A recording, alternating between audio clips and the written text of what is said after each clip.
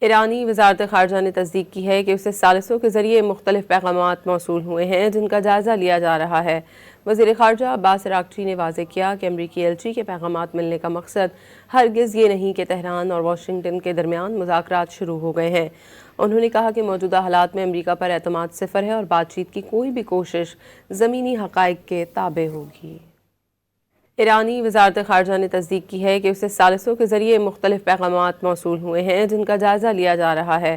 وزیر خارجہ عباس اراغچی نے واضح کیا کہ امریکی ایلچی کے پیغامات ملنے کا مقصد ہرگز یہ نہیں کہ تہران اور واشنگٹن کے درمیان مذاکرات شروع ہو گئے ہیں۔ انہوں نے کہا کہ موجودہ حالات میں امریکہ پر اعتماد صفر ہے اور بات چیت کی کوئی بھی کوشش زمینی حقائق کے تابع ہوگی۔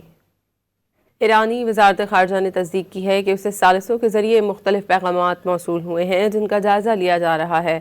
وزیر خارجہ عباس اراغچی نے واضح کیا کہ امریکی ایلچی کے پیغامات ملنے کا مقصد ہرگز یہ نہیں کہ تہران اور واشنگٹن کے درمیان مذاکرات شروع ہو گئے ہیں۔